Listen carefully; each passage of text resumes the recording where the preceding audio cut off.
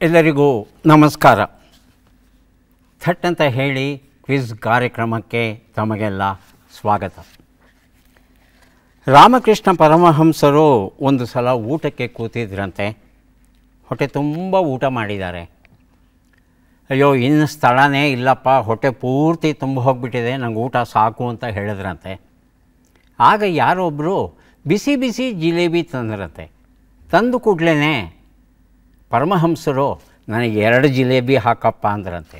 ಅಲ್ಲಿದ್ದವರೆಲ್ಲ ನಗ್ತಾ ಕೇಳಿದ್ರಂತೆ, ಈಗಷ್ಟೇ ಹೊಟ್ಟೆ ತುಂಬೋಗಿದೆ, ಖಾಲಿನೇ ಇಲ್ಲ ಅಂತ ಹೇಳಿದ್ರಲ್ಲ, ಈಗ 2 ಜಿಲೇಬಿಗೆ ಎಲ್ಲಿಂದ ಬಂತು ಜಾಗ ಅಂತ ಕೇಳಿದಾಗ ನಗ್ತಾ ಪರಮಹಂಸರು ಹೇಳ್ತಾರೆ, ನಮಗೆ ಇಷ್ಟವಾದದ್ದು ಏನಿದೆ ಅದು ನಮ್ಮ ಹತ್ತಿರಕ್ಕೆ ಬಂದಾಗ ನಮ್ಮಲ್ಲಿ ಏನೆಲ್ಲ ಕಷ್ಟಗಳಿದ್ದರೂ, ಏನೆಲ್ಲ ಸಮಸ್ಯೆಗಳಿದ್ದರೂ, ಏನೆಲ್ಲ ಅಡ್ಡಿ ಆತಂಕಗಳಿದ್ದರೂ ಅವುಗಳನ್ನು ನಾವು ಆಹ್ವಾನಿಸ್ತೇವೆ, ಸ್ವೀಕರಿಸ್ತೇವೆ, ಪಡೀತೇವೆ, ಅನುಭವಿಸ್ತೇವೆ ಅನ್ನೋ ಮಾತನ್ನು ಹೇಳ್ತಾರಂತೆ. ಸಾಹಿತ್ಯದ ವಿಚಾರಕ್ಕೆ ಬಂದಾಗ ಕೆಲವು ಲೇಖಕರ ಕೃತಿಗಳನ್ನು, ಲೇಖಕರ ಹೆಸರನ್ನು ಕೇಳ್ತಾ ಇದ್ದ ಹಾಗೆ ಅದನ್ನು ಕೊಂಡ್ಕೋತೇವೆ, ಓದೋದಕ್ಕೆ ಶುರು ಮಾಡ್ತೇವೆ. ಹೀಗೆ ಅಪರೂಪದ ಬರಹವನ್ನು ನಮಗೆ ನೀಡಿದಂತಹ ಮಹನೀಯರಲ್ಲಿ ರಜನಿ ನರಹಳ್ಳಿ ಮುಖ್ಯರಾದವರು. ರಜನಿ ನರಹಳ್ಳಿ ಅವರು ಡಾಕ್ಟರ್ ನರಹಳ್ಳಿ ಬಾಲಸುಬ್ರಹ್ಮಣ್ಯ ಅವರ ಸಹಧರ್ಮಿಣಿ. ಸ್ವಲ್ಪ ತಡವಾಗಿಯೇ ಬರೆಯೋದಕ್ಕೆ ಆರಂಭಿಸಿದ್ರು ಅಂತ ಅನಿಸುತ್ತೆ. ಅವರ ಮೊದಲ ಕೃತಿ ಏನಿದೆ ಅದು ಆಶ್ಚರ್ಯಗೊಳಿಸುತ್ತೆ ನಮಗೆ. ಇದು ಇವರ ಮೊದಲ ಕೃತಿಯೇ. ಎಷ್ಟು ಚೆನ್ನಾಗಿ ಬರೀತಾರೆ ಅಂದರೆ ಅಜ್ಜಿಯ ಜಗತ್ತನ್ನು ವರ್ಣಿಸ್ತಾ ಹೋಗ್ತಾರೆ ಅವರ ಕೃತಿಯಲ್ಲಿ. ಅಲ್ಲೊಂದು ಮನೆಯುಂಟು ಬಹುದೂರದಲ್ಲಿ, ನನಗೆ ಭರಪೂರ ಪ್ರೀತಿಯುಣಿಸಿದ ಮನೆಯದು, ಆ ಹೆಂಗಸು ಇಲ್ಲವಾದ ಕೂಡಲೇ ನಿಶ್ಶಬ್ದಕ್ಕೆ ಜಾರಿ ಬಿಟ್ಟ ಆ ಮನೆಯಲ್ಲಿ ಪುಸ್ತಕಗಳ ನಡುವೆಯೇ ಹಾವುಗಳು ಸರಬರನೆ ಹರಿದಾಡುವವು. ಹೀಗೆ ಅಜ್ಜಿ ಮನೇನ ವಿವರಿಸ್ತಾ ಹೋಗ್ತಾರೆ. ನಾಯಿಯ ಬಗ್ಗೆ ಒಂದು ಪುಸ್ತಕವನ್ನು ಬರೀತಾರೆ. ಅದ್ಭುತವಾಗಿದೆ. ನಾಯಿ ತನ್ನ ಆತ್ಮಚರಿತ್ರೆಯನ್ನು ತಾನೇ ಹೇಳಿಕೊಳ್ಳುವ ರೀತಿಯಲ್ಲಿ ಬರೆದಿರುವಂಥ ಒಂದು ವಿಶಿಷ್ಟ ಪ್ರಯೋಗ.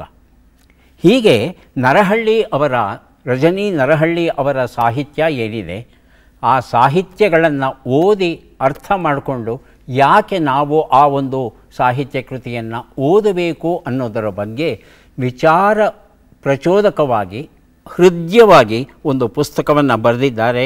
ಉಮಾ ರಾಜಣ್ಣ ಅವರು ಚಲ್ಲವರಿದ ಬೆಳಕು ಎನ್ನುವ ಪುಸ್ತಕದಲ್ಲಿ. ಚಲ್ಲವರಿದ ಬೆಳಕು ಈ ಒಂದು ಪುಸ್ತಕದಲ್ಲಿ ರಜನಿ ನರಹಳ್ಳಿ ಅವರ ಸಮಗ್ರ ಸಾಹಿತ್ಯಾವಲೋಕನವನ್ನು ಮಾಡ್ತಾರೆ. ಹಾಗಾಗಿ ರಜನಿ ಅವರ ಕೃತಿಗಳನ್ನು ಓದೋದಕ್ಕೆ ಒಳ್ಳೆಯ ಪ್ರವೇಶವನ್ನು ಕೊಡುತ್ತೆ. ಚಲ್ಲವರಿದ ಬೆಳಕು ಎಂತಕ್ಕಂಥ ಪುಸ್ತಕ ಉಮಾ ರಾಜಣ್ಣ ಅವರು ಬರೆದಿರುವಂಥದ್ದು. ಕಾರ್ಯಕ್ರಮವನ್ನು ಆರಂಭಿಸ್ತಾ ಇದ್ದೇವೆ. ಸ್ಪರ್ಧಿಗಳ ಪರಿಚಯ. ಮೊದಲ ಸ್ಪರ್ಧಿ. ಎಲ್ಲರಿಗೂ ನಮಸ್ಕಾರ. ನಾನು ಗೊರೂರು ಪಂಕಜ ಅಂತ ಹೇಳಿ ಬರಹಗಾರ್ತಿ, ಮತ್ತು ನಾನು ಒಂದು ಸಂಸ್ಥೆಯನ್ನು ಕೂಡ ನಡೆಸ್ತಾ ಇದ್ದೇನೆ, ತಿಳಿಬೆಳಕು ಟ್ರಸ್ಟ್ ಅಂತ. ಅದರ ಅಧ್ಯಕ್ಷರಾಗಿ ಕೂಡ ಕೆಲಸ ಮಾಡ್ತಾ ಇದ್ದೇನೆ. ಜೊತೆಗೆ ಒಂದಷ್ಟು ಹವ್ಯಾಸಗಳನ್ನು ಇಟ್ಕೊಂಡಿದ್ದೇನೆ. ಬರವಣಿಗೆ ಜೊತೆಗೆ ಸ್ಟ್ಯಾಂಪ್ ಕಲೆಕ್ಷನ್ ಮಾಡುವಂಥದ್ದು, ವಿಶೇಷವಾದ ನಾಣ್ಯಗಳನ್ನು ಸಂಗ್ರಹ ಮಾಡುವಂಥದ್ದು, ಅದರ ಜೊತೆಗೆ ಈ ಸಾಹಿತ್ಯ ಸಾಂಸ್ಕೃತಿಕವಾದಂತಹ ಸಂಘಟನೆಗಳನ್ನು ಮಾಡುವಂತಹ ಕೆಲಸದಲ್ಲಿ ನಾನು ತೊಡಗಿಸ್ಕೊಂಡಿದ್ದೇನೆ. ಪಂಕಜ ಅವರಿಗೆ ಸ್ವಾಗತವನ್ನು ಕೋರ್ತಾ ಇದ್ದೇವೆ. ಮುಂದಿನ ಸ್ಪರ್ಧಿ. ಎಲ್ಲರಿಗೂ ನಮಸ್ಕಾರ. ನನ್ನ ಹೆಸರು ಮಮತಾ ರಾಣಿ ಅಂತೇಳಿ ಅರಸೀಕೆರೆಯಿಂದ ಬಂದಿದ್ದೀನಿ. ನನಗೆ ಕೆಲವು ಹವ್ಯಾಸಗಳಿದೆ, ತುಂಬ ಹವ್ಯಾಸಗಳು.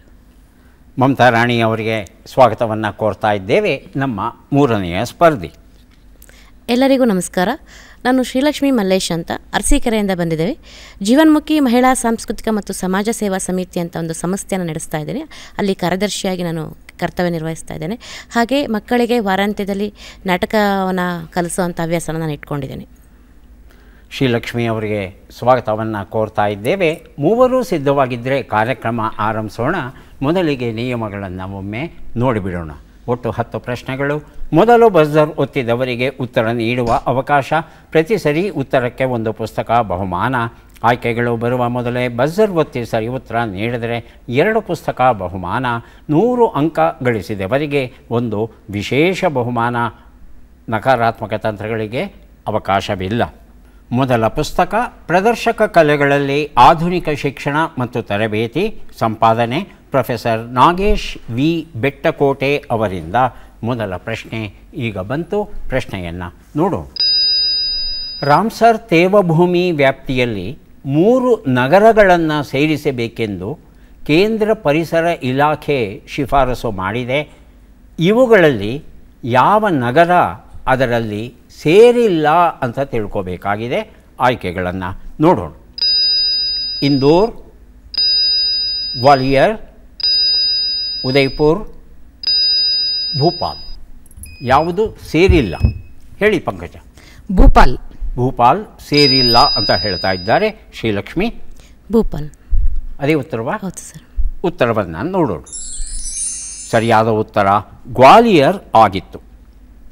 ಮೊದಲಿಗೆ ರಾಮ್ಸರ್ ತೇವಭೂಮಿ ಅಂದರೆ ಏನು ಅಂತ ತಿಳ್ಕೋಬೇಕು. ರಾಮ್ಸರ್ ತೇವಭೂಮಿ ಅಂತಲೂ ಹೇಳ್ತೇವೆ, ರಾಮ್ಸರ್ ಜೌಗು ಭೂಮಿ ಅಂತಲೂ ಸಹ ಹೇಳಬಹುದು. ನೀರಿನ ಪಸೆ ತುಂಬ ಇರುತ್ತೆ ಕೆಲವು ಪ್ರದೇಶಗಳಲ್ಲಿ. ಅದು ಪೂರ್ತಿ ನೀರಿನಲ್ಲೂ ತುಂಬಿರಲ್ಲ ಅಥವಾ ಪೂರ್ತಿ ಮಣ್ಣು ಅಂತ ಹೇಳಕ್ಕೆ ಬರಲ್ಲ. ಇಂತಹ ಪ್ರದೇಶ ಏನಿದೆ ಆ ಸುತ್ತಮುತ್ತಲ ಪರಿಸರವನ್ನು ಕಾಪಾಡುತ್ತೆ ಇದು. ಇಂತಹ ಪ್ರದೇಶವನ್ನು ನಾವು ಉಳಿಸ್ಕೋಬೇಕು ಅನ್ನೋ ಒಂದು ವಿಚಾರ ಅಂತಾರಾಷ್ಟ್ರೀಯ ಮಟ್ಟದಲ್ಲಿ ಚರ್ಚೆ ನಡೀತು. 1971ರಲ್ಲಿ ಇರಾನ್ ದೇಶದ ರಾಮ್ಸರ್ ಅನ್ನೋ ಪ್ರದೇಶದಲ್ಲಿ ನಡೀತು. ಹಾಗಾಗಿ ಈ ಒಂದು ಯೋಜನೆ ಏನಿದೆ ಇದನ್ನು ರಾಮ್ಸರ್ ಅನ್ನೋ ಹೆಸರಲ್ಲೇ ಗುರುತಿಸ್ತಾರೆ. ತೇವಭೂಮಿ ಅಂದರೆ ಪಸೆ, ನೀರಿನ ಪಸೆ ಇರುವಂಥ ಭೂಮಿ ಇದು. ಭಾರತದಲ್ಲಿ ಒಟ್ಟು 75 ಸ್ಥಳಗಳನ್ನು ಗುರುತಿಸಿದ್ದಾರಂತೆ. ಕರ್ನಾಟಕದಲ್ಲಿ ರಂಗನತಿಟ್ಟು ಮಾತ್ರ ಇದುವರೆಗೂ ಇತ್ತು. ಇತ್ತೀಚೆಗೆ ಅಘನಾಶಿನಿಯನ್ನು ಸೇರಿಸಬೇಕು ಅನ್ನೋ ಒಂದು ವಿಚಾರ ಬಂದಿದೆ.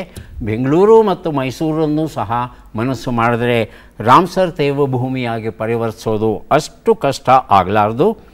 ಇಂದೋರಲ್ಲಿ ಸಿರ್ಪುರ್ ಅಂತ ಒಂದು ಸರೋವರ, ಅದನ್ನು ಚೆನ್ನಾಗಿ ಉಳಿಸ್ಕೊಂಡ್ಬರ್ತಾ ಇದ್ದಾರೆ. ಭೋಪಾಲ್ನಲ್ಲಿ ಭೋಜ್ ವೆಟ್ಲ್ಯಾಂಡ್ ಅಂತ ಒಂದು ಸ್ಥಳ ಇದೆ. ಇನ್ನು ಉದಯಪುರ ಅಂತೂ ಸರೋವರಗಳ ನಗರ ಅಂತ ಕರೀತೇವೆ. ಹಾಗಾಗಿ ಇವೆಲ್ಲವೂ ಸಹ ಉಷ್ಣತೆಯನ್ನು ಪ್ರಧಾನವಾಗಿ ಕಡಿಮೆ ಮಾಡೋದಕ್ಕೆ, ಹಸಿರನ್ನು ಹೆಚ್ಚಿಸೋದಕ್ಕೆ ಈ ಜೌಗು ಭೂಮಿ ಅಥವಾ ತೇವಭೂಮಿಯನ್ನು ಅಭಿವೃದ್ಧಿಪಡಿಸ್ತಾ ಇದ್ದಾರೆ. ಕನ್ನಡ ಸಾಹಿತ್ಯದಲ್ಲಿ ವಿಶಿಷ್ಟಾದ್ವೈತ ನಾ ಗೀತಾಚಾರ್ಯ ಸಂಪಾದಿಸಿರುವ ಕೃತಿ. ಪ್ರಶ್ನೆ: 10ನೇ ಶತಮಾನದ ಕದಂಬ ಶಾಸನವು ಎಲ್ಲಿ ದೊರೆತಿದೆ? ಆಯ್ಕೆಗಳನ್ನು ನೋಡೋಣ. ಗೋವಾ, ಮಹಾರಾಷ್ಟ್ರ, ಕರ್ನಾಟಕ, ಆಂಧ್ರ ಪ್ರದೇಶ. ಮೊದಲಿಗೆ ಪಂಕಜ, ನಂತರ ಮಮತಾ ರಾಣಿ. ಮಹಾರಾಷ್ಟ್ರ. ಮಹಾರಾಷ್ಟ್ರ ಆಯ್ಕೆ 2. ಮಮತಾ ರಾಣಿ? ಕರ್ನಾಟಕ.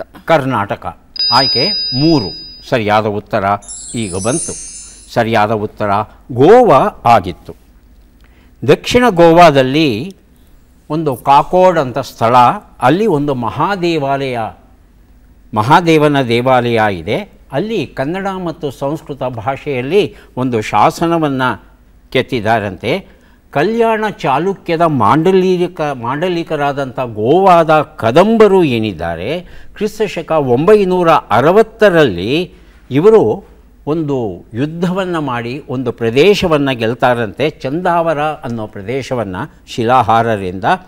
ಆ ಒಂದು ಯುದ್ಧದಲ್ಲಿ ತರಳ ನೇವಯ್ಯನ ಮಗ ಮರಣ ಹೊಂದುತ್ತಾನಂತೆ. ಈ ಬಗ್ಗೆ ಒಂದು ಶಾಸನ ಕಂಡುಬರುತ್ತೆ. ಇದು ಇತ್ತೀಚೆಗೆ ಕಂಡು ಬಂದಿರತಕ್ಕಂಥ ಒಂದು ಶಾಸನ, ಕದಂಬರ ಕಾಲದ್ದು. ಮುಂದಿನ ಪುಸ್ತಕ ರಾವ್ ಬಹದ್ದೂರ್ ಅವರು ಬರೆದ ತಬ್ಬಲಿಗಳು ಎನ್ನುವ ಕಾದಂಬರಿ. ನಮ್ಮ ಪ್ರಶ್ನೆ: ಸೆಸ್ಸಾ ಆರ್ಕಿಡ್ ರಕ್ಷಿತಾರಣ್ಯವು ಯಾವ ರಾಜ್ಯದಲ್ಲಿದೆ? ಆಯ್ಕೆಗಳನ್ನು ನೋಡೋಣ. ಸಿಕ್ಕಿಂ, ಮೇಘಾಲಯ, ನಾಗಾಲ್ಯಾಂಡ್, ಅರುಣಾಚಲ ಪ್ರದೇಶ. ಮೊದಲಿಗೆ ಮಮತಾ ರಾಣಿ, ಆನಂತರ ಶ್ರೀಲಕ್ಷ್ಮಿ. ಸಿಕ್ಕಿಂ ಅಂತ ಹೇಳ್ತಾ ಇದ್ದಾರೆ. ತಮ್ಮ ಉತ್ತರ ಲಕ್ಷ್ಮಿಯವರೇ? ಮೇಘಾಲಯ. ಉತ್ತರವನ್ನು ನೋಡೋಣ. ಆದರೆ ಸರಿಯಾದ ಉತ್ತರ ಅರುಣಾಚಲ ಪ್ರದೇಶ ಆಗಿತ್ತು. 10,000 ಅಡಿ ಎತ್ತರದ ಮೇಲೆ ಇದೆಯಂತೆ ಈ ಒಂದು ಆರ್ಕಿಡ್ ರಕ್ಷಿತಾರಣ್ಯ. ಇದು ಸುಮಾರು 100 ಚದರ ಕಿಲೋಮೀಟರ್ ಪ್ರದೇಶದಲ್ಲಿ ವ್ಯಾಪಿಸಿದೆಯಂತೆ. ವಿಶಿಷ್ಟವಾದ 200 ಬಗೆಯ ಆರ್ಕಿಡ್ಗಳು ಬೆಳೀತಾ ಇವೆಯಂತೆ. ಅರುಣಾಚಲ ಪ್ರದೇಶದಲ್ಲಿ ಇರ್ತಕ್ಕಂಥ ಈ ಸೆಸ್ಸಾ ಆರ್ಕಿಡ್ ರಕ್ಷಿತಾರಣ್ಯದಲ್ಲಿ. ಕೈ ಜಾರಿದ ಸುಮಗಳು ಡಾಕ್ಟರ್ ಎನ್ ಮುರಳೀಧರ ಅವರು ಬರೆದಂಥ ಕಾದಂಬರಿ. ಪ್ರಶ್ನೆ: ಎನ್ ಲಕ್ಷ್ಮೀನಾರಾಯಣ್ ಅವರು ಪೂರ್ಣಚಂದ್ರ ತೇಜಸ್ವಿ ಅವರ ಯಾವ ಕಥೆಯನ್ನು ಚಲನಚಿತ್ರವನ್ನಾಗಿ ಚಿತ್ರೀಕರಿಸಿದರು? ಆಯ್ಕೆಗಳನ್ನು ನೋಡೋಣ. ಡೇರ್ ಡೆವಿಲ್ ಮುಸ್ತಫ, ಬೆಟ್ಟದ ಹೂವು, ಅಬಚೂರಿನ ಪೋಸ್ಟ್ ಆಫೀಸು, ಕರ್ವಾಲು. ಮೊದಲಿಗೆ ಪಂಕಜ, ಆನಂತರ ಶ್ರೀಲಕ್ಷ್ಮಿ. ಅಬಚೂರಿನ post office. ಆಯ್ಕೆ 3. ಬೆಟ್ಟದ ಹೂ. ತಮ್ಮ ಉತ್ತರ ಬೆಟ್ಟದ ಹೂವು. ಉತ್ತರವನ್ನು ನೋಡೋಣ. ಅಬಚೂರಿನ ಪೋಸ್ಟ್ ಆಫೀಸು ಉತ್ತರ ಸರಿಯಾಗಿದೆ. ಪಂಕಜ ಈ ಉತ್ತರವನ್ನು ಕೊಟ್ಟಿದ್ದಾರೆ. ಕೈ ಜಾರಿದ ಸುಮಗಳು ಎನ್ನುವ ಈ ಒಂದು ಪುಸ್ತಕವನ್ನು ಕೊಟ್ಟಿದ್ದೇವೆ. 1973ರಲ್ಲಿ ಈ ಚಿತ್ರ ತಯಾರಾಗುತ್ತೆ. ನಾಣಿ, ಗಿರಿಜಾ ಲೋಕೇಶ್, ದಾಶರಥಿ ದೀಕ್ಷಿತ್, ರಮೇಶ್ ಭಟ್ ಮುಂತಾದವರೆಲ್ಲ ಈ ಒಂದು ಚಿತ್ರದಲ್ಲಿ ಅಭಿನಯಿಸಿರ್ತಾರೆ.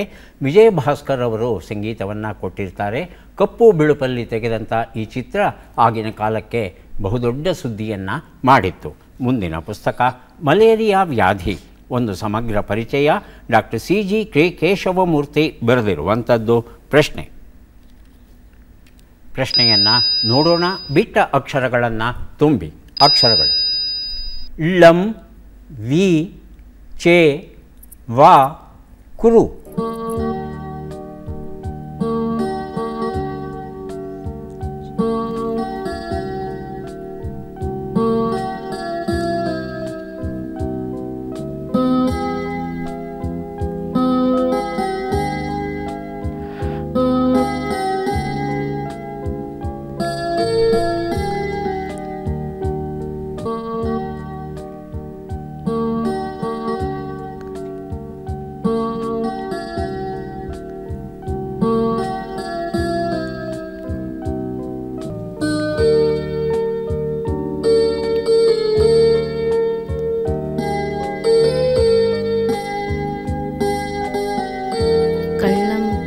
ಚೆಲುವ ಕೃತಿ.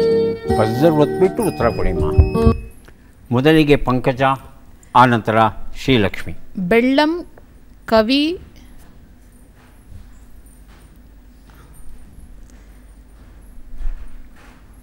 ಶ್ರೀಲಕ್ಷ್ಮಿ. ಬೆಳ್ಳಂ ಕವಿಯ ಚೆಲುವ ಕೃತಿ. ಬೆಳ್ಳಂ ಕವಿಯ ಚೆಲುವ ಕೃತಿ. ಏನು ಹಾಗಂದ್ರೆ ಮಮತಾ ಅವರೇ, ಏನಾದರೂ ಹೊಳಿತಾ? ಉತ್ತರವನ್ನು ನೋಡೋಣ. ಉತ್ತರವನ್ನು ನೋಡೋಣ. ಪಿಳ್ಳಂಗೋವಿಯ ಚೆಲುವ ಕೃಷ್ಣ. ಪಿಳ್ಳಂಗೋವಿ ಅಂದರೆ ಕೊಳಲು. ಕೊಳಲನ್ನು ನುಡಿಸ್ತಾ ಇರ್ತಕ್ಕಂಥ ಚೆಲುವ ಕೃಷ್ಣ ಎನ್ನುವ ಅರ್ಥದ ಒಂದು ಸಾಲು ಆಗಿತ್ತು. ಮುಂದಿನ ಪುಸ್ತಕ ಬೇರು ಬೆಂಕಿ ಬಿಳಲು. ಕಮಲಾ ಹಂಪನ ಅವರ ಜೀವನಯಾನದ ಕೃತಿ ಇದು. ಪ್ರಶ್ನೆ: ಈ ಕೆಳಗಿನ ಲೆಕ್ಕಗಳನ್ನು ಪೂರ್ಣಗೊಳಿಸಿ ಉತ್ತರಗಳನ್ನೆಲ್ಲ ಕೂಡಿ ಅಂತಿಮ ಉತ್ತರವನ್ನು ನೀಡಿ.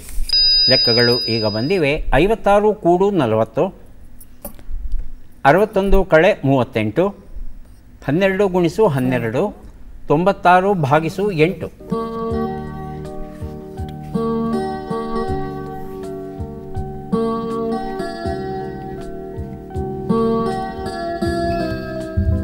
ಬಜರ್ ಒತ್ತಿದ್ದಾರೆ ಮಮತಾ ರಾಣಿ. 98. ಅಂತಿಮ ಉತ್ತರಮ್ಮ. ಗ್ರ್ಯಾಂಡ್ ಟೋಟಲ್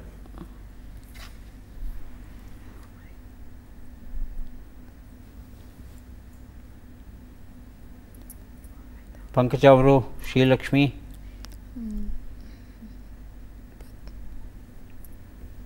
ಹೊಳಿತಾ ಇಲ್ವಾ?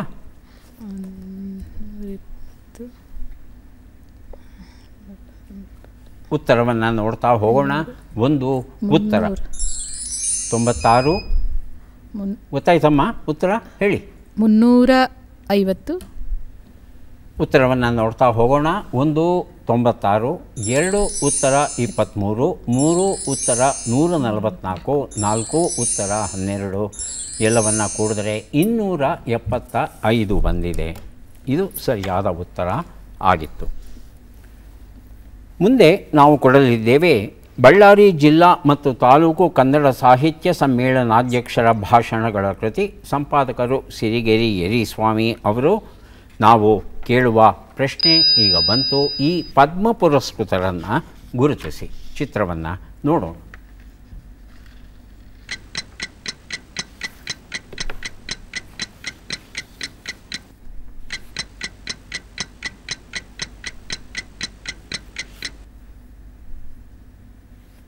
ಆಯ್ಕೆಗಳನ್ನು ನೋಡೋಣ. ಆಯ್ಕೆಗಳು: ಹೋರ್ಮುಸ್ ಜಿ ಎನ್ ಕಾಮಾ, ಫಾತಿಮಾ ಬೀವಿ, ರೇಜ್ವಾನಾ ಚೌಧರಿ ಬನ್ಯಾ, ನಸೀಂ ಬಾನು. ಮೊದಲಿಗೆ ಪಂಕಜ, ಆನಂತರ ಮಮತಾ ರಾಣಿ. ಫಾತಿಮಾ ಬೀವಿ ಆಯ್ಕೆ 2. ಮಮತಾ ರಾಣಿ. ನಸೀಮಾ ಬಾನು. ಉತ್ತರವನ್ನು ನೋಡೋಣ. ಫಾತಿಮಾ ಬೀವಿ ಸರಿಯಾದ ಉತ್ತರ. ಈ ಉತ್ತರವನ್ನು ಪಂಕಜ ಅವರು ಕೊಟ್ಟಿದ್ದಾರೆ. ಸಮ್ಮೇಳನಾಧ್ಯಕ್ಷರ ಭಾಷಣಗಳ ಈ ಒಂದು ಪುಸ್ತಕವನ್ನು ಅವರಿಗೆ ಕೊಟ್ಟಿದ್ದೇವೆ. ಫಾತಿಮಾ ಬೀವಿ ಅವರಿಗೆ ಮರಣೋತ್ತರವಾಗಿ ಪದ್ಮಭೂಷಣ ಪ್ರಶಸ್ತಿಯನ್ನು ನಾವು ನೀಡಿದ್ದೇವೆ. ಕೇರಳ ಮೂಲದವರು ಇವರು. ಸರ್ವೋಚ್ಚ ನ್ಯಾಯಾಲಯದಲ್ಲಿ ಪ್ರಥಮ ಮುಸ್ಲಿಂ ಮಹಿಳಾ ನ್ಯಾಯಾಧೀಶಿಯಾಗಿ ಇವರು ಕಾರ್ಯವನ್ನು ನಿರ್ವಹಿಸಿದ್ದಾರೆ. ಹಾಗೆಯೇ ತಮಿಳುನಾಡಿನ ರಾಜ್ಯಪಾಲೆಯಾಗಿಯೂ ಸಹ ಇವರು ಕೆಲಸವನ್ನು ಮಾಡಿದ್ದಾರೆ. ಮುಂದಿನ ಪುಸ್ತಕ ಸ್ನೇಹಶೀಲ, ಸಿರಿಗೆರೆ ಯರಿಸ್ವಾಮಿ ಬರೆದಿರುವಂಥದ್ದು. ನಮ್ಮ ಪ್ರಶ್ನೆ: ಈ ಅಕ್ಷರಗಳನ್ನು ಸರಿಯಾಗಿ ಜೋಡಿಸಿ. ಅಕ್ಷರಗಳು: ಅ, ಪೊ, ಮಿ, ದೆ, ಳ, ರೆ, ಜ, ನ.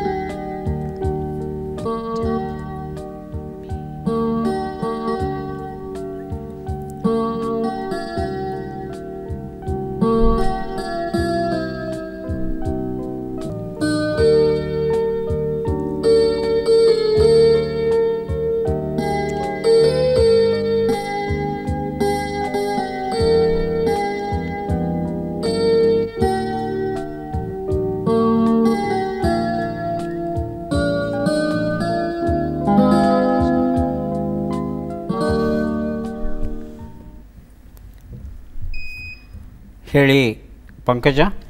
ಪೊರೆವಾ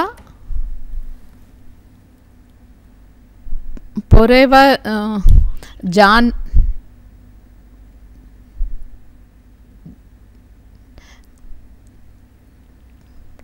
ಮಮತಾ ರಾಣಿ, ಶ್ರೀಲಕ್ಷ್ಮಿ. ಉತ್ತರವನ್ನು ನೋಡೋಣ. ಅಜಾಮಿಳನ ಪೊರದೆ ಅನ್ನೋದು ಸರಿಯಾದ ಉತ್ತರ ಆಗಿತ್ತು. ಕನಕದಾಸರ ಒಂದು ಕೀರ್ತನೆಯಲ್ಲಿ ಬರುವಂಥ ಒಂದು ಸಾಲು ಇದು. 3 ಪುಸ್ತಕವನ್ನು ಕೊಡೋದಕ್ಕೆ ಸಿದ್ಧವಾಗಿದ್ದೇವೆ. ಪದಬಂಧ ಬಂದಿದೆ. ಸುಳುಹುಗಳನ್ನು ಈಗ ನೋಡೋಣ. ಶೂನ್ಯವಾದ ಸ್ಥಳ, ಬರಿದಾದುದು, ಗುಂಡಗಿರುವ ಸಣ್ಣ ಪಾತ್ರೆ, ಆಸೆ.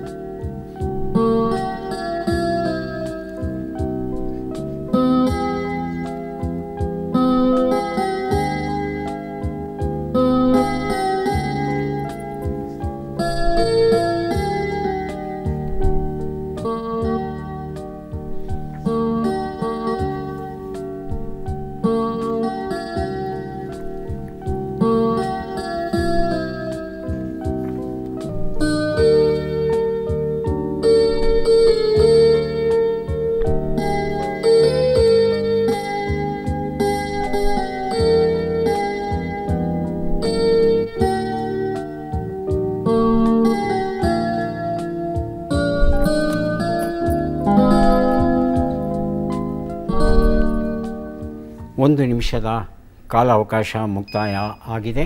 ಬಜರುತ್ತಿದ್ದಾರೆ ಪಂಕಜ. ಒಂದು ಉತ್ತರ: ಬಯಲು ದಾರಿ. ಬಯಲು ದಾರಿ. 3 ಸಿಕ್ಕಿದೆಯಾ ಶಬ್ದ? ಮಮತಾ ರಾಣಿ, ಶ್ರೀಲಕ್ಷ್ಮಿ. ಒಂದು ಉತ್ತರ ಬಟ್ಟ ಬಯಲು. 2 ಉತ್ತರ. ಯಾರು ಬೇಕಾದರೂ ಬಜರುತ್ತಿ ಉತ್ತರ ಕೊಡಿ. ಗುಂಡಗಿರುವ ಸಣ್ಣ ಪಾತ್ರೆ. ಬಟ್ಟಲು. ಹೇಳಿ ಶ್ರೀಲಕ್ಷ್ಮಿ. ಬಟ್ಟಲು. ಬಟ್ಟಲು ಉತ್ತರವನ್ನು ನೋಡೋಣ.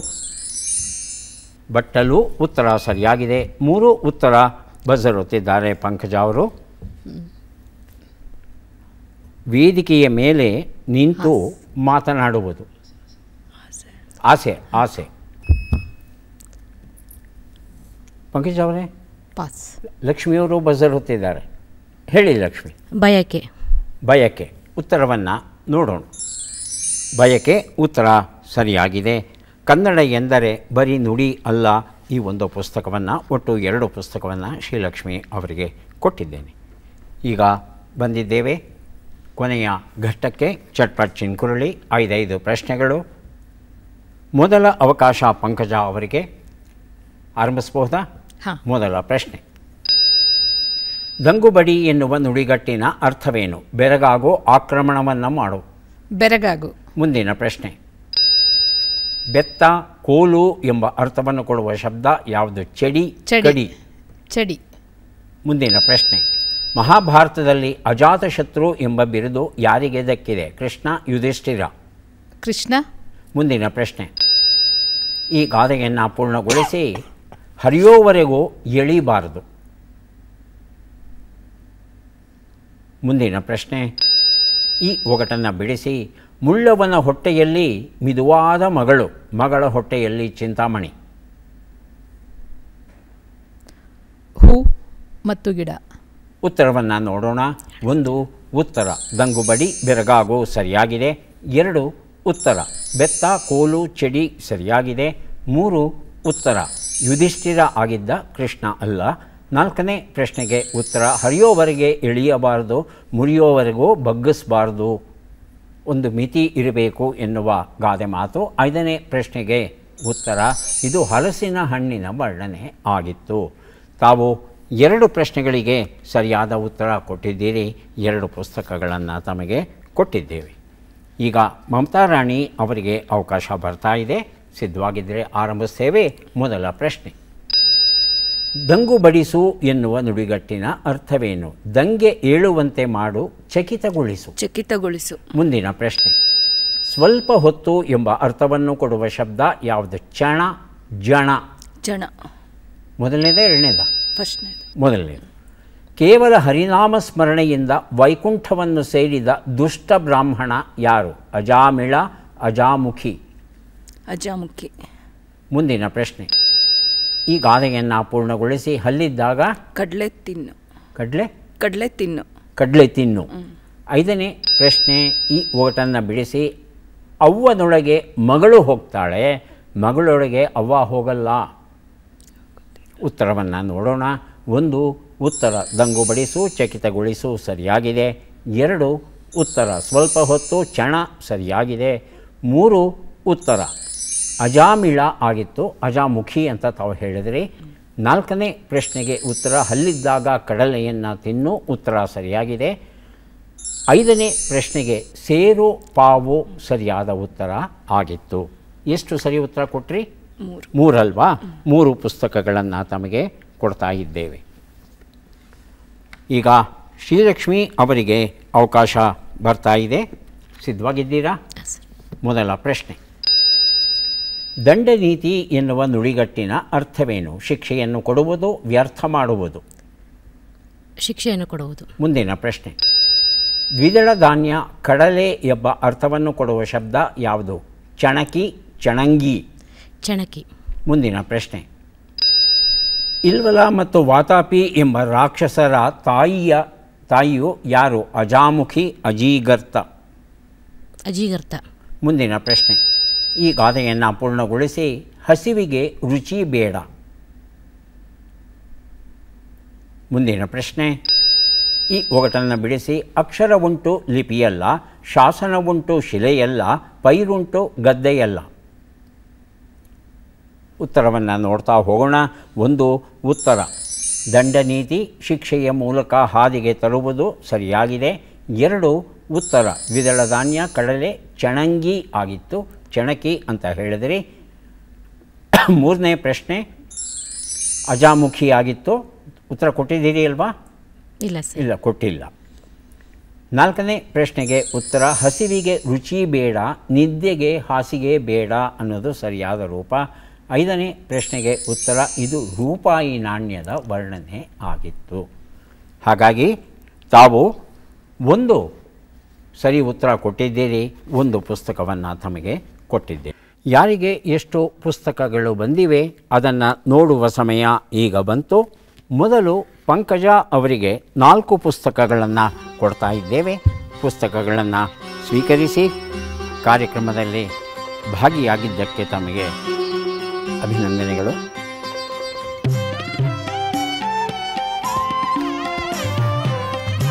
ಮಮತಾ ರಾಣಿ ಅವರಿಗೆ 3 ಪುಸ್ತಕಗಳನ್ನು ಕೊಡ್ತಾ ಇದ್ದೇವೆ. ಸ್ವೀಕರಿಸಿ ಅಭಿನಂದನೆಗಳು. ಶ್ರೀಲಕ್ಷ್ಮಿ ಅವರಿಗೂ ಸಹ 3 ಪುಸ್ತಕಗಳು ಸಿಗ್ತಾ ಇವೆ. ಸ್ವೀಕರಿಸಿ ಅಭಿನಂದನೆಗಳು.